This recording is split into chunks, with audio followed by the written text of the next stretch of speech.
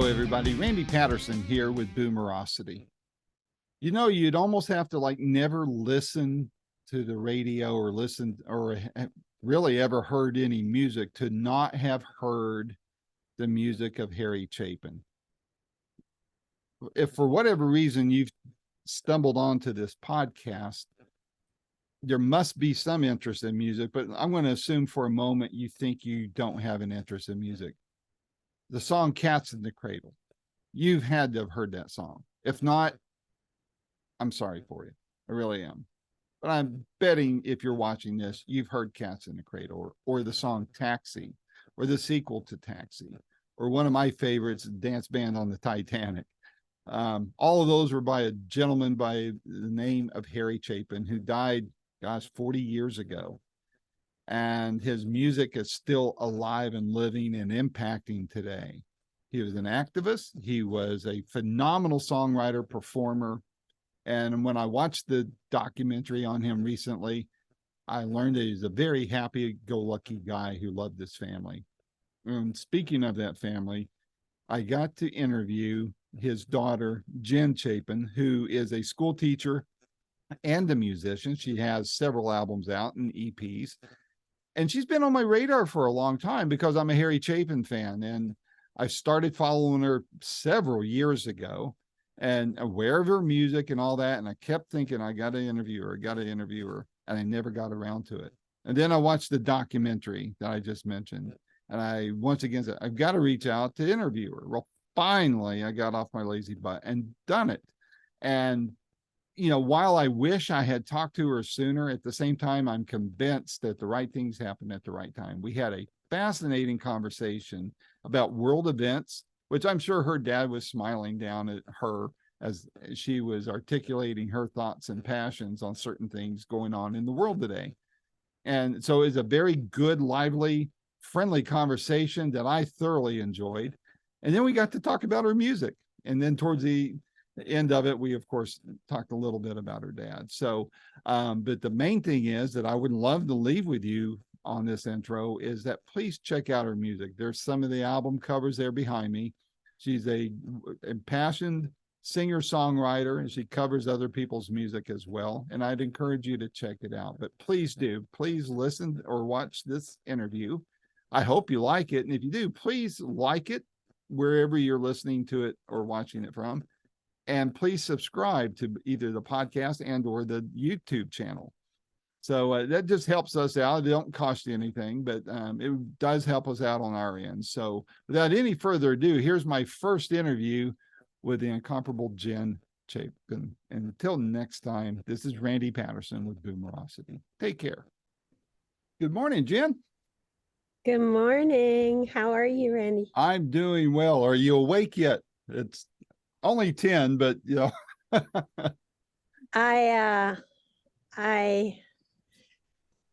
a morning person. I'm a night person. I'm wide awake. I've already jumped in the Atlantic Ocean today. No way. Where are you at? Where are you calling in from?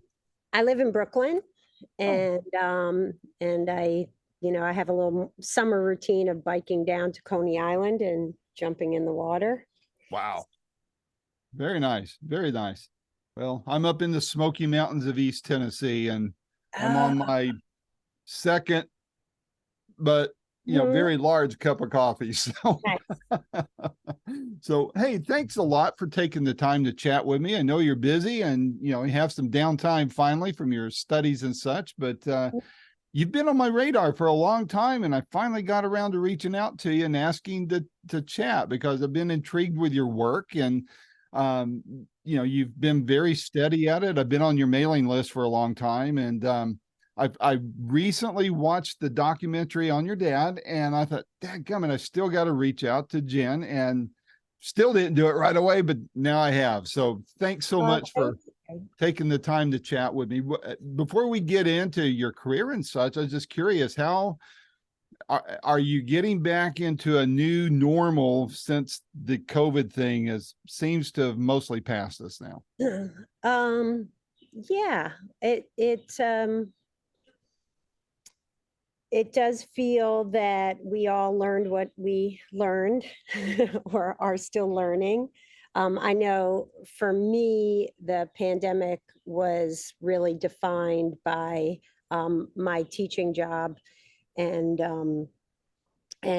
trying to be as clear a communicator as I could be in that context, remote learning and such. And Mhm. also, it was a really great opportunity for my family to spend that time together. And I was in that blessed position, that strange position of like, okay, I'm not pressured to book any gigs right now. And given that I was in this really immersive situation of teaching, I was not one of those people who like made a COVID record and all that, that like, took advantage. I mean, I think I had a lot of family responsibilities and a lot of stuff where, different people were able to take that as a creative opportunity. Some artists I know were like, my mind is too scattered to be able to be creative during this time. So,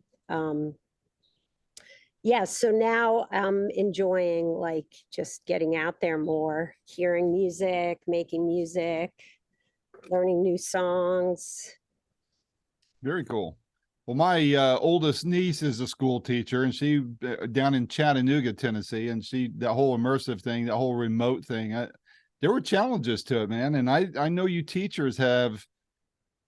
I wouldn't have wanted to be in your shoes because being responsible for outcomes that you really have lost control of because of not having the physical presence in a classroom, that makes it tough. And parents can see that or pretend like little Johnny is doing everything he's supposed to. So. Yeah, it was tough. I mean, the one thing that I'm grateful for, or there's, some things, like I said, it was a chance to sort of try to gain skills and have more compassion for kids. And, everybody now knows the temptations of all the digital distractions. And we are now, through remote learning, more oriented towards screen time and all that stuff. So my kids mostly have laptops. I make paper copies of the lesson for them if they want to handwrite, because some Mhm. kids prefer that. And some kids, I'm like, you need to have a paper copy because you cannot handle having a laptop in class. I'd be curious to hear your thoughts. This wasn't on my list of questions, but since we're talking about remote learning and such, I'd really like to hear your perspective on, like you, I have a day gig, and that's what pays the bills. We all know music is very tough to make a living by. It's like the old joke, the difference between a musician and a pizza is the pizza can feed the family of four, but but there's a gig I had just before the pandemic hit is I was with a company that partnered with Google and their partners.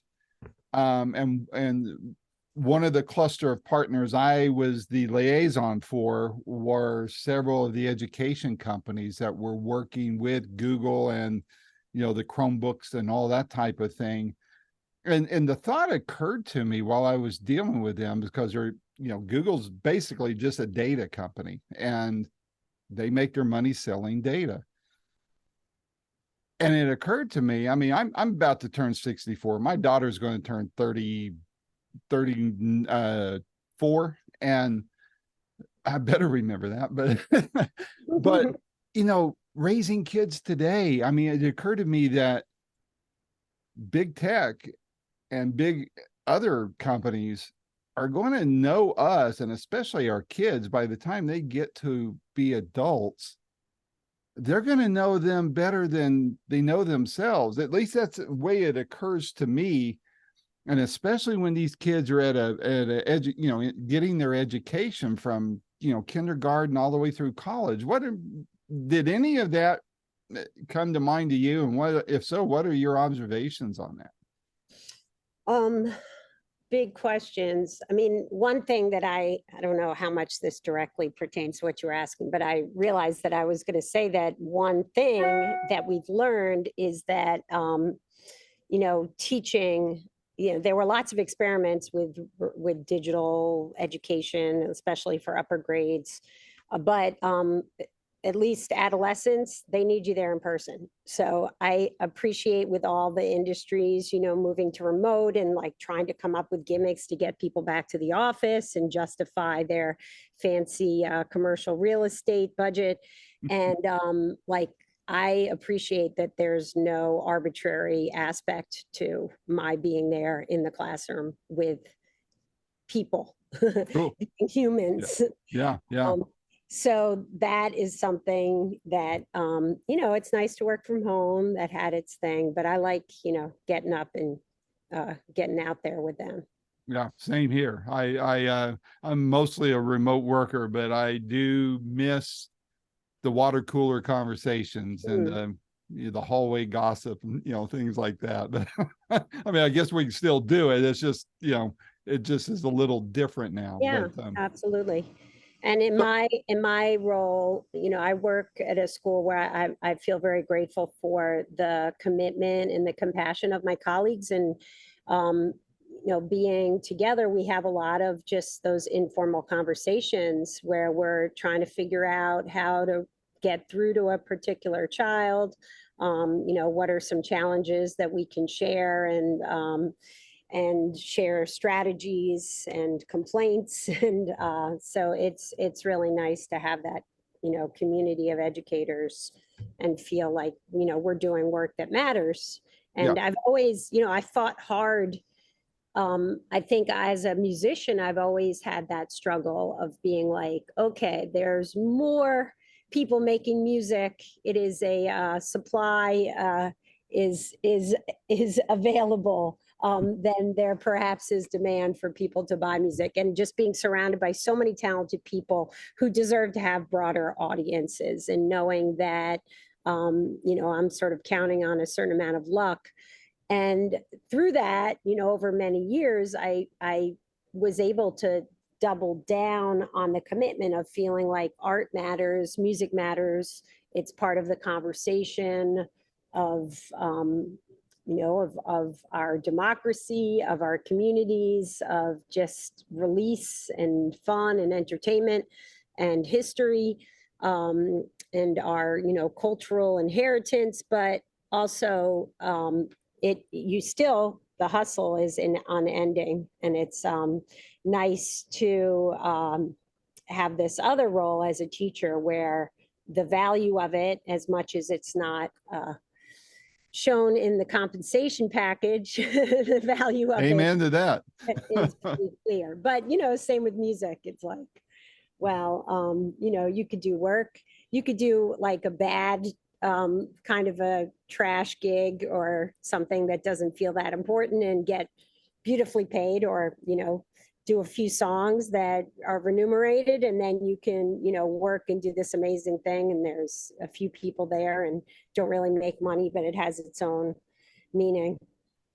Absolutely. Well, you made an interesting point, the comparison between musicians and teachers. I remember I was struck when I lived in Dallas that school district's budget at the time, this was quite a few years ago, was in excess of $1 billion. And you'd drive by the district offices and you'd see every kind of luxury car in the parking lot of the administrative offices. And, their head administrator, like there's been 2 or 3 that were sent off to prison. And yet I still read tons of stories of teachers having to buy their own supplies. And I'm, what the heck? Like I said, family members who are teachers, I know that struggle is real. And I just really wish that with all the money that's being shoveled towards education, that it would get into the trenches more instead of at the command post with exorbitant salaries and expense accounts and things of that nature. Because at the end of the day, that's what it's all about. It's what you are doing to teach kids and changing lives forever and generationally. I mean, that has a compounding, cascading effect. And That's where the value is, not at the administrative offices. You know, that's my soapbox at least. So Yeah, I hear that. And I mean, and a lot of, in teaching, as you progress and are build experience and want to get more, rewards for your work, the irony of it is like the career path is to become an administrator. I exactly. do not envy principals, whatever their pay scale, because that job is infinite and incredibly hard. But the weird thing is, you get to be a better teacher. You're often being pushed to get out of the classroom, to move beyond. I have no interest in that, but the other thing, the flip side of it, for those of us who love the work, like musicians, I feel like teachers, you're getting an opportunity to use like all of your human self, like, because it's intellectually, physically, and spiritually engaging, where you have to bring all that. I like having to move around and not being like stuck in a cubicle, and just like making music, I have to use my body. Mm-hmm. And there's this mix of like trying to connect with the humans and also trying to distill information. And this is always how I've approached songwriting, where in college I studied international relations, and later I went for a few years to music school, and my music school friends would always refer back to that, like, oh, okay, you're bringing that into your songwriting, where it's a complicated world. Let me see if I can distill it into 3.5 minutes. And that's some of what, happens as a teacher, where you have to really process the information and think about it and figure out what are the hooks to get the kids involved. That's interesting. Thought come to mind when you were saying all that. Do you feel, I mean, obviously your dad was very much an activist and a very passionate one. Do you feel that you're kind of somewhat into that groove as well? Or do you feel like you're, maybe one foot's in it and the other foot's really more towards the music? Or how do you view yourself Are you that way? saying as far as activism? Yeah. Yeah, well, it's really been actually, I feel more at my inheritance from my dad and from both my parents, because my mom was kind of the quiet partner, both in some of my dad's some of his most notable songs, like Cats in the Cradle, came from a poem that she wrote. And, I think his crowning achievement in many ways, depending on who you ask, was founding an organization which I've worked with as a volunteer for 30 something years. He started in 1975, called World Hunger Year. We are now known as Why Hunger. And people can check out our website, whyhunger.org. But that has been my identity, I would say, even before I was really embracing a life as a musician, of just feeling that that we can do more in securing nutritious food as a human right, and feeling that sense of community, and feeling also the satisfaction. We can sometimes put activists or humanitarians or whomever on this, or even teachers on this other side, like, oh, you're a hero, or you do all this. It's like, it's all, we can in a good way bring it down to self-interest. What is satisfying, what connects you to people who have a lot of love for the world, Mm-hmm. what connects you with challenges and excitement. So yeah, I've been involved with the food justice movement, really, and it's been my most intimate connection to my dad, who has been gone Long time. from my life 3 times longer than he was 4 times longer than he was in it, because it's been 42 years since he passed. Gosh, it doesn't seem that long. Mhm. But then again, it does, it's, Yeah. it just blows my mind that as prosperous as the entire world is, and we are the world, I mean, there's big pockets of poverty and such, but there's more than enough wealth. And I don't mean redistribution in a socialist or communistic way. I mean, there's enough wealth that there's no excuse, in my opinion, especially in this country, for anybody to go to bed hungry. It just breaks my heart to think of that, especially a child, good God, we've got more than enough money in this country to make every person obese with good food, and it's not happening. And I don't understand Said why. it all. You said it all. I mean, people ask me, what's the solution to hunger in America? Wages. I mean, we still have a minimum wage of $7.25. That's our Yeah. federal minimum wage. And we've been in this fight for 15 struggle, from organized labor and some really vital social movements from young people and fast food and people doing work. All work should be valued, and we are in this position where this idea that everyone should pull themselves up to their bootstraps. Yeah, but the idea that working as a teacher, or working as a mechanic, or as a home healthcare worker, or cleaning up parks, or that certain jobs are supposed to be just pass through. It's like, no, all work is dignified and important, and you should be able to be paid a living wage. And so when you look at soup kitchens, food pantries, food banks, who are they serving? The majority of the people who are coming, if they're not children or elderly, are working people, who are trying to get more hours, who are trying to get higher wages. So that's the biggest crime, where we have accepted a situation where we have this extreme inequality in how work is valued. And, and people who are CEOs comfortable in a way that they weren't 40, 50 years ago, making 400, 500 times more than what the people who are doing the actual work, making the actual profits happen.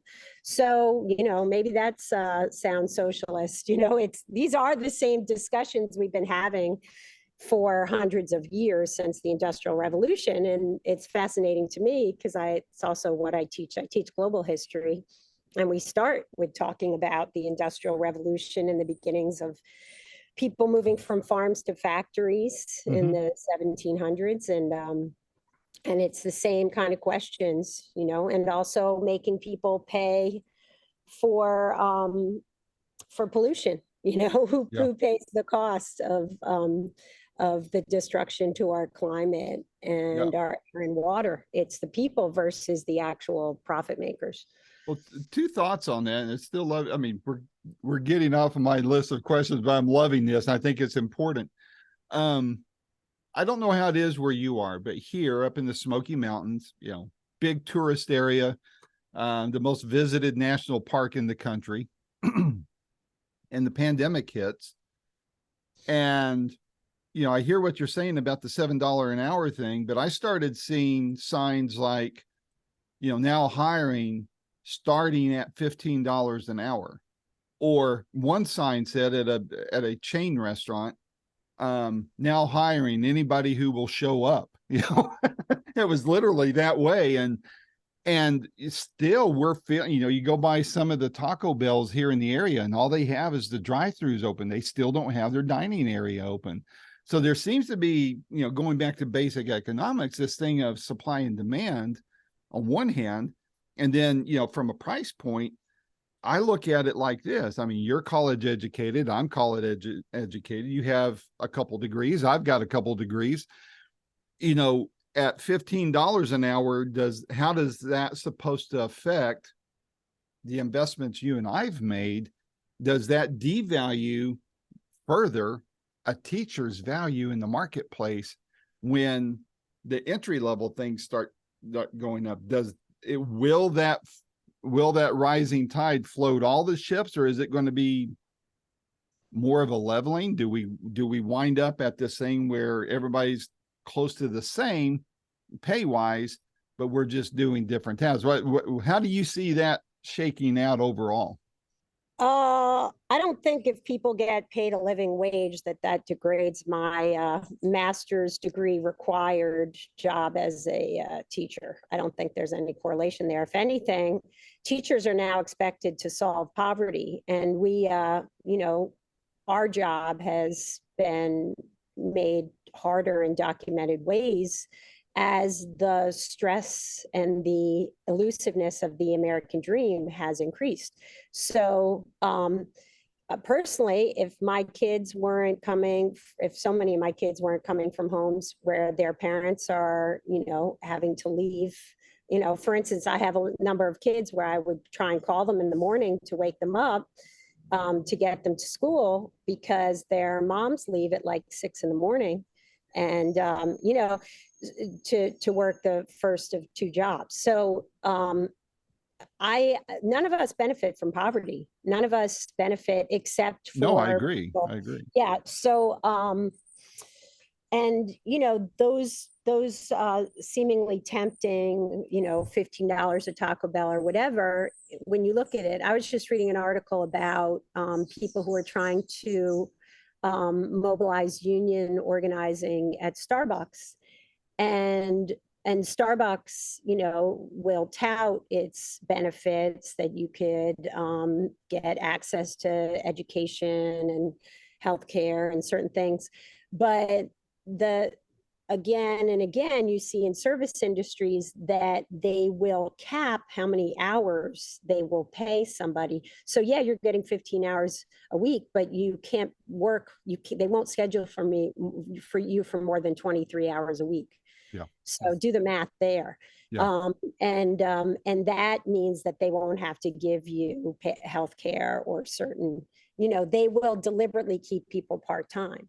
And Yeah. so when you see employers who are having trouble, filling their payroll, if you look at, what is actually being offered, and, the pandemic seemed to make a lot of people say, you know what, I'm not gonna, I'd rather be poor and have some freedom than poor and be like disrespected and, be called to risk their lives. I totally agree with that. I know that even in my areas, my work has been mostly in tech, as I said, and I've watched for the last 10 years, the salary for my kind of work that I do literally has gone down about a third. And it used to be a very well-paying job, and even decreasing by that third, it's better than a lot of people are making. But there's that devaluing taking place, and that's a corporate thing. That's not a supply and demand thing. That's a corporate thing. Yeah. And it's people. I mean, you don't want to get in this cliche of, railing against the greedy oligarchs, but it kind of is. It's I mean, that is the problem. I mean, and the culture, unfortunately, does sort of, and we whatever critiques people might level against Donald Trump, for instance, we could put all policy and anything else or legal troubles aside and just say, people voting for that individual was a vote for this kind of greed is good, unabashed, conspicuous consumption, the image that he created and campaigned upon. That is something that American culture, which I adore, which especially, traveling around the world, teaching around the world, I'm deeply patriotic about, what we create. And particularly the amazing creations that have come out of our struggle and inequity. And, Black music in particular is a great passion of mine, jazz and blues and hip hop and R&B, that beauty coming from struggle and resilience. But there is also this strain of like just unapologetic, like screw everybody else. I have gold chandeliers thing that we like, and so that's, it can't be denied. We True. we we like to look at that. Especially out of Silicon Valley, I think. I mean, that Oh they, yeah. Even I've, if they're wearing black turtleneecks, it's the shabby chic or whatever. It's yeah, yeah. exactly. And how many Gulf Streams can they own? And then preach about global warming. I don't know. I think there's a lot of hypocrisy to go, enough of it to go around all the way around. And, Mhm. it gets to the bottom line. I think we just have to really focus on each other and I don't know, for me personally, I know that my impact can be in loving my neighbor, and being, be care about what's going on with them. And if we each do that, that cascading effect, I think, and be fair. It's its own reward. Exactly. I That agree. feeling of connection. It's absolutely affirming to the psyche, mental health, physical health. They have science behind this now, that sense of connection. Absolutely. Yeah. We're just wired that a sense of relationship and community, either one-on-one or a community as a whole. I agree. Well, on your music, you've released several albums and EPs. I know how I would describe your music, but I'd be curious to hear how you describe, where would you, I hate to use this phrase, but pigeonhole or categorize your style of music? Sure. Someone years ago answered that question in reference to my music, saying it was urban folk. Oh, And I kind of, there's a contradiction there, perhaps. We think of folk music as like sitting around the campfire, strumming a guitar, kind of. kumbaya, Um, but I think, as far as lyrically, I've just all the things we're talking about are all things that I end up, for better or worse, trying to write songs about. I definitely write about what I think about, and I have had, for better or worse, a pretty uncomplicated romantic life. So that means there's, some of my early songs, I've been married for 20 something years, and congratulations. some of the songs, thank you, before then might have like dealt with, this little heartbreak, this little rejection, or even, courtship with my husband, um, or even marriage. So that's in there, but trying to find that commonality, trying to find, we're talking about wages, we're talking about structures and systems. Can you write a song? I like the intellectual challenge of trying to, write a song that might break things down in a way that's empathetic and that's not judgmental. Or, I've got my opinions, but I'm not interested in like lecturing. So I try to find different ways to look at some of our societal problems. Like, for instance, a song that I wrote, I just performed a few nights ago, called Feed Your Baby. It's on the album Reckoning, that one with the painting, um, that album cover. But that's a song that was really speaking to all the things I've learned about, that we've been talking about why people in America could go hungry.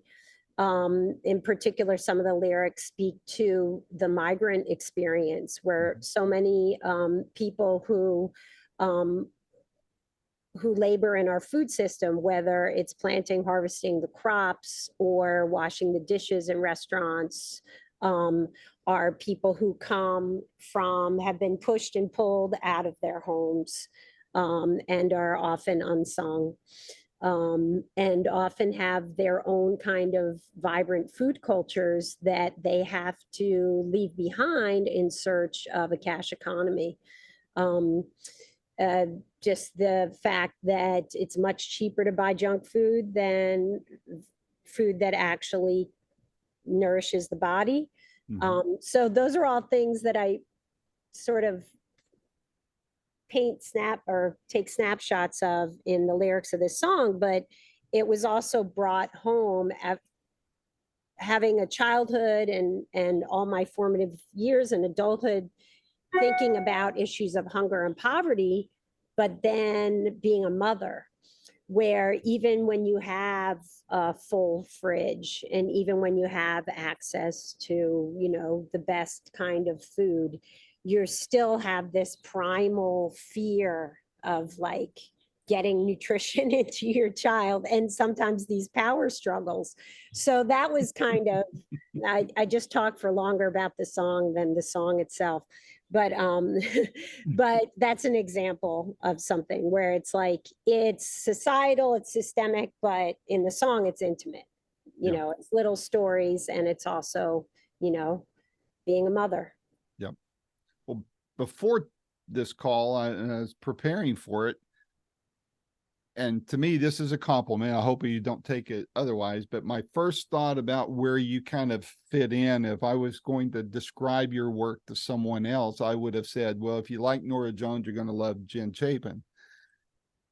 Hearing you talk, the thought occurred to me, and I should have thought of this from listening to your music all along. I think how I describe it now, and tell me how you feel about it. It's Norah Jones meeting Harry Chapin. I like that. I like that. Yeah, well, I never quite explained. I was getting into the lyrical content, you know, and even going back to that song, Feed Your Baby, it's got these lyrics which are both, you know, a little poetic and metaphorical and not too dense, but they are telling stories like in the folk tradition, but it's also got kind of a rhythmic underpinning that that to me speaks to the, you know, the hustle, the flow of the city, and all of the musical traditions that have, you know, come from country through the city and evolved. So rhythmic tension, I think, that sometimes is lost in like campfire folk music or some of the real traditional stuff, although, you know, folk can be, I mean, Duke Ellington used to say he made folk music, you know, as music for the people. But Norah Jones is interesting because we definitely occupy overlapping worlds. Like a lot of her, you know, one of the drummers on you know, her breakthrough record is my main drummer.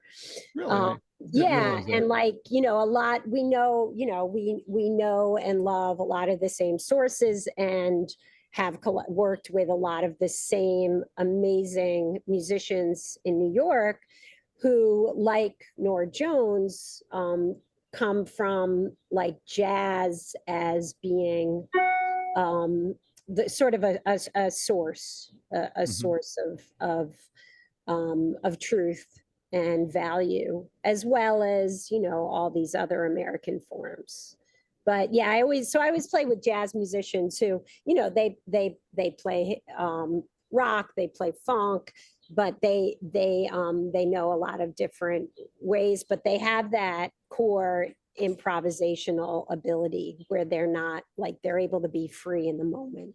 That's what I love about jazz and blues both, is that whenever I'm in Nashville, it's been closed since that bombing a couple years ago, but down on Second Avenue or Second Street, there was the BB King's blues band. I'd love diving in there and just catching whatever pickup band they, you know, it's always it's not a formal band. It's just, you know, 4 or 5 musicians and a singer. They've probably done session work all day, and then they get up there and just cut loose. And it's there's nothing better than that, in my opinion. I agree. I So, agree.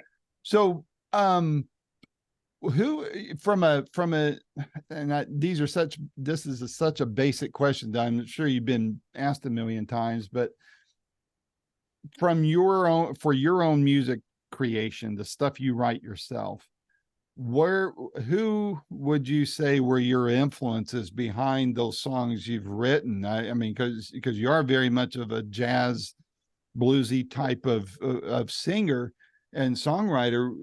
Who influenced you to be that way?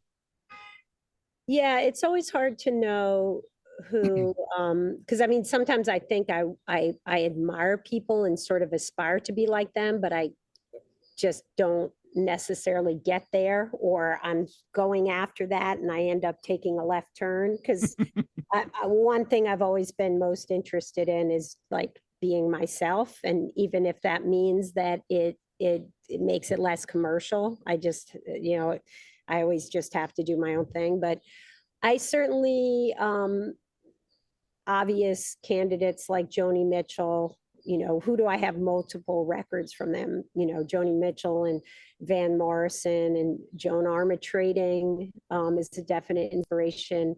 Bill Withers is somebody who, as a songwriter, I feel like is just the full package. Oh yeah. Um, of younger artists, I've really loved Fiona Apple. I think she's really inspiring.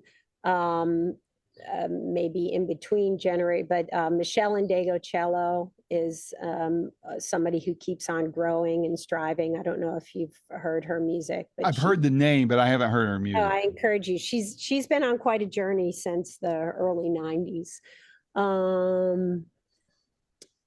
Yeah, and those are some that I would mention, or that I did mention. Cool. I definitely get into a lot of music though where I don't even necessarily understand the words, because they're in a different, a lot of Afro pop or South Asian music, some of that really passionate Nusrat Fateh Ali Khan, or um, there's a great band out of Mali called Tina Rawan that has kind of a desert blues sound.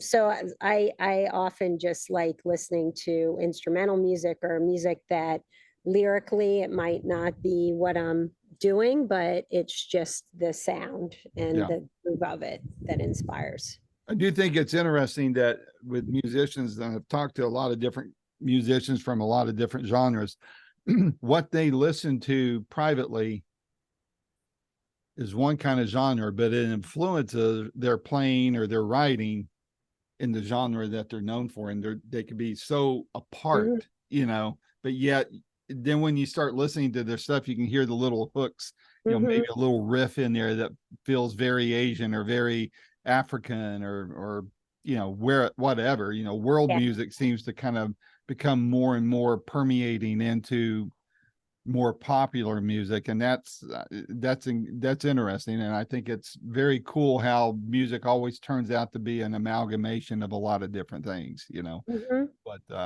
so I'm going to ask you a two-part question, and I don't expect it necessarily to be the same answer for both, but there's a lot of people, of course, who know your dad's work, but if there's a lot of people, I'm sure, who don't know that you too are a musician and have put out quite a few albums. I mean, obviously you had some success, but by comparison, it could be a lot more. So there's a lot of people who haven't heard about you.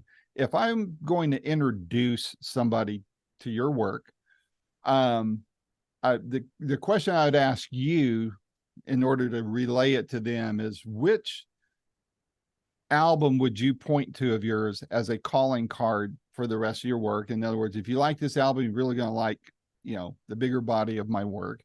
Mhm. And also, which song would you point to as a calling card to say, if you like this song, this is very representative of who I am musically, and it would encourage them to perhaps invest in the rest of your music. But Mhm. how would you answer those two questions? Sure. Um, there's two answers I'll give. Um, there are two kind of bookends that were 10 years apart, to where a lot of the records, not my first record, to not my last record, but an album called Linger was the one that sort of where I had a decent amount of promotional push. There was a record label and a publicist, and we did the rounds of the morning shows, and it was in Entertainment Weekly and NPR and People. Just to say that it had a chance to, get out there a little bit. And that was an album that, because of the time in my life, I got to really invest time. Like nobody was waiting for it. It ended up that I got a record deal based on the completed album. So it was already done. And it was in a way the first album, because it was one that I had done a duo album with my husband on acoustic bass, open wide, which Mhm. for a lot of people, it was a nice entry point for what I was doing, because it was sort of naked and exposed, like literally it was 4 strings and 2 vocal cords. But Linger came out, a couple of years later, and that I was really rich as far as the sound and the production and the variety of songs and stories on it. Um, and then I remember for a minute it was charting on the Amazon uh, sales, somewhere between Mel Gibson's Passion of the Christ soundtrack and that young man on American Idol who was like decidedly out of tune, that became, do you remember this? Yeah, I Yeah, forget his name, but I know who you're talking about. or something like that. And it was, yeah, it was funny. It was like number 7 for a week on Amazon. Anyway, but the album Reckoning, which I had mentioned earlier with the song Feed Your Baby, it also has a song Let It Show. Let It Show is a song that people it's it people hear it right away. Some songs like they sort of need some repeated listenings, but I wrote it when I was pregnant with my older son, and I knew we were having a boy. I didn't know who he was going to be, and I came up with these ideas of like,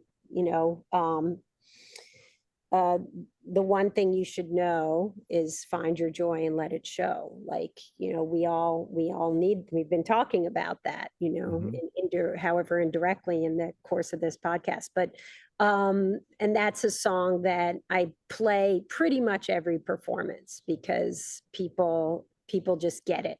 And it's but it is, it's like, what's the song, what's the album? It's like, well, if they only heard that, it's more sort of on the Nora Jonesy, it's kind of sparse and pretty. And but then I have songs where like it's all about giving the band a place to stretch out and jam. So like on that same album Reckoning, there's a song called Go Away, which I wrote also for my son when he was about 3.5, and I was just in that thing of like where you have a toddler. It's funny because a lot of people think it's talking about a romantic partnership, like the lyric is I love when you go away, and I get to clean up, I get to clean up the mess you made. But the chorus is all about like how much I love you and live for you, but we all need a little break. That's right. So that's a song that's a little weird. It's kind of a counterpoint or a contrast to Cats in the Cradle. A little complex, but Yep. it's also like when we play it live, I kind of set my guitar player loose, Jamie Foxx, and he just, takes us on a whole wild ride for a few minutes before the song gets wrapped up. So, it's tough because if any one of those songs individually, it might send you, I like if I'm performing, even if it's like a little thing, if I'm get to play 5 songs or 3 songs, so you can show the different Yeah, contours of the music. that makes But sense. yeah, I would say, as far as the ideas, as far as the performances, it's produced by a real legend, who, as a young man in Dublin, had some of his first attempts at recording and producing with a band called U2. My producer I and might have heard of them. arranger, Kevin Killen is his name. A wonderful, wonderful man who produced and recorded and mixed the record. So that's Reckoning that I would say. On the other hand, Linger, that was self-produced and still holds up very well, I think. Nice. I think those are good answers. I'd be remiss, I told you in our exchanges prior that, I wanted to focus on your career, and we really got off on just talking about world events, but viewers are going to want me to ask a couple of questions about your dad. I was a big fan of your dad's, and heartbroken at his passing, but just wondered if you might share general thoughts. What, as a daughter, you were quite young when he passed, and do you have any thoughts you'd like to share? I know mostly we like to keep the more private ones private, but if you don't mind sharing with fans of your dad's, your thoughts about your dad. Sure. I feel I've talked a lot about feeling blessed and having gratitude and feeling that I have a rich life as far as teaching, as far as music, as much as both those are can be challenging with the bank account.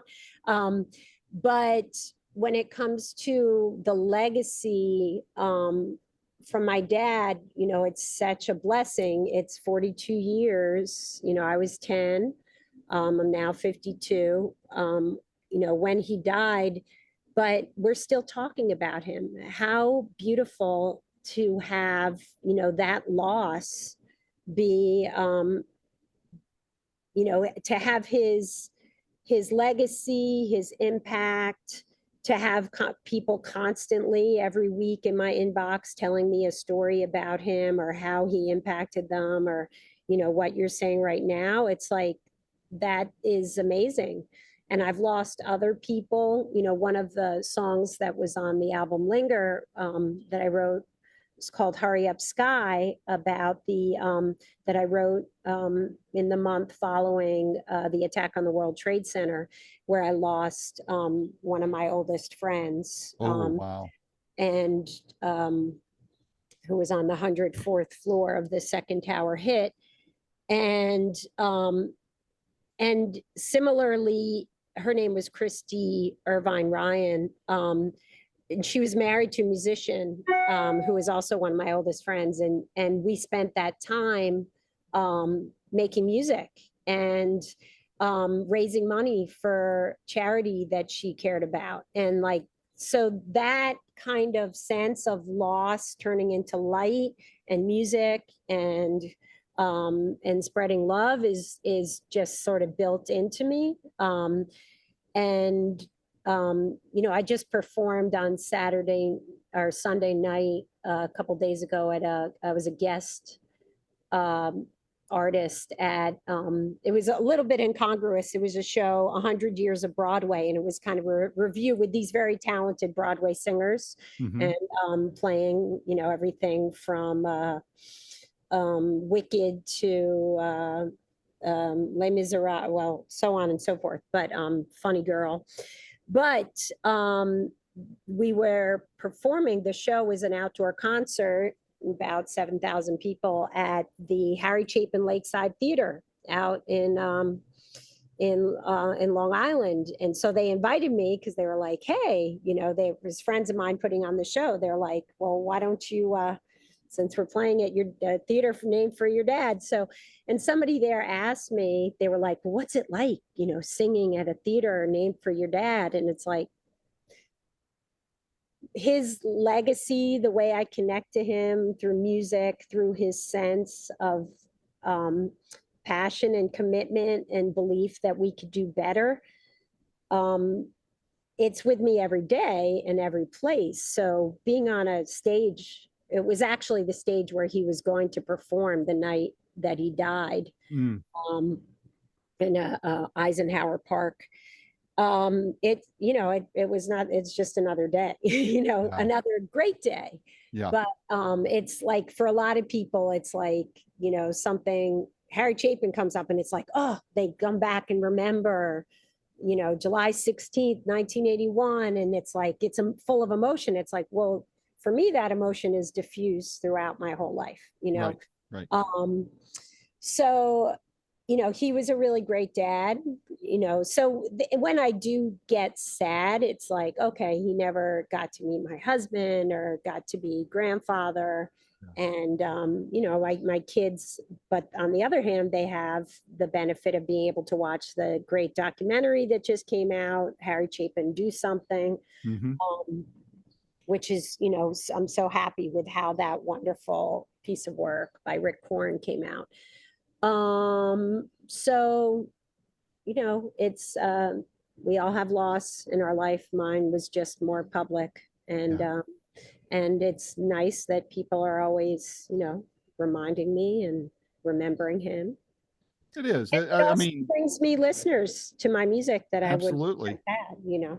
You know, and one of his contemporaries' sons is doing the same thing. AJ Croce. I mean, Yeah, I did a few concerts with him. oh really? Yeah, it was about 10 years ago. Yeah, we got a promoter was doing shows in upstate New York and linked us up for co-bill for a few Wow, nights. Yeah, that would have been worth 3 times the price of admission, in my opinion. I mean, I saw him. I interviewed him a couple years ago, and then he actually, believe it or not, was coming through my hometown of Maryville, which is on the other side of the mountain from here. And I was stunned at his. I mean, of course, I was familiar with his work, but you know, performing and then performing in sync with, you know, performing his dad's work was really surreal. You know, but standing like you, his own body of work is yeah, very noteworthy in that type of thing. So, and you yeah. answered my other He's a question I was going great to ask. artist who does Pardon his me? own.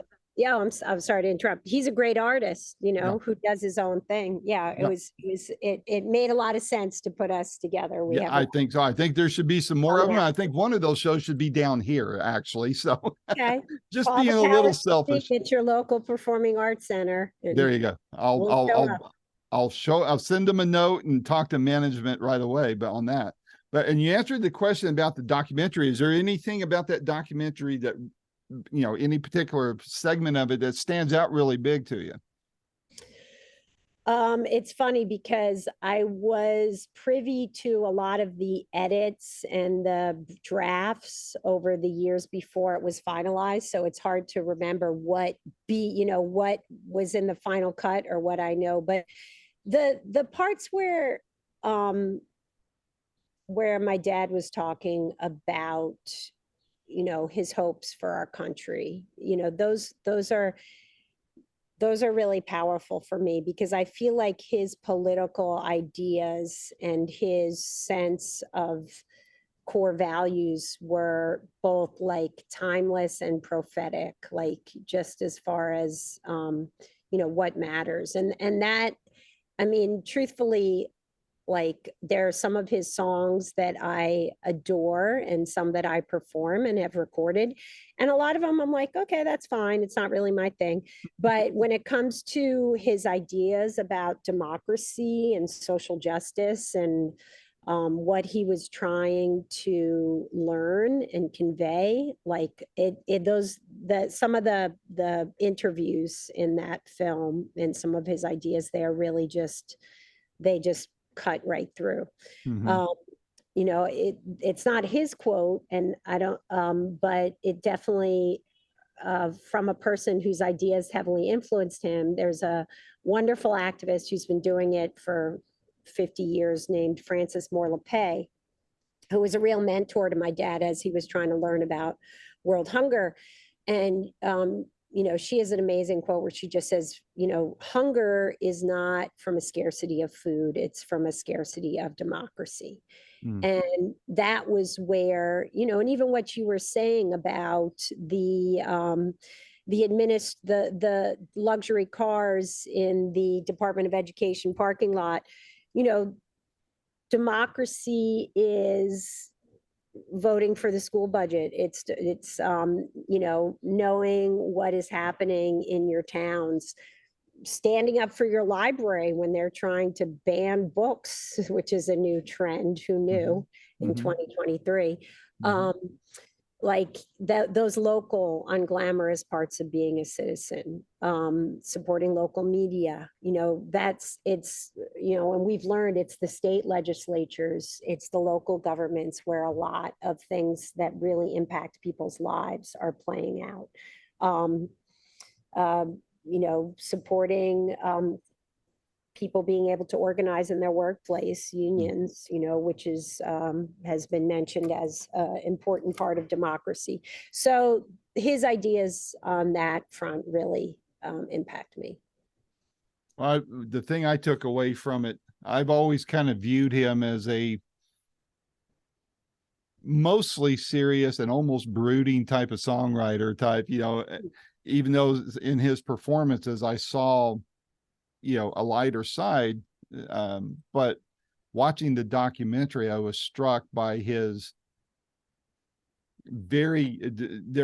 I got a sense of just a lot of carefreeness, if that's a word, in his spirit. Very joyful. Very happy-go-lucky. And, and a trait that I noticed that made me a little nervous because I'm a business major, and I watched it and I was almost kind of like hyperventilating, but then I almost envied him too, was his carefree approach to money. I mean, I realized that it caused problems, from time to time. And when he was broke, well, I had to go play a gig, that kind of thing, which is probably not the best way to live life, but to have that at least in an healthy emotional detachment from it. And I'm very much about, us going out and making a living and free enterprise and all that kind of stuff. But I want it to be true free enterprise and not onerous on people to actually do the heavy lifting. Right. So I was struck by that about him, and how liberating that must have been for him to just be able to write and to perform. He had clarity. I mean, and that's what that film, When in Doubt, it comes from his credo, as he would say again and again. He wasn't afraid to repeat himself.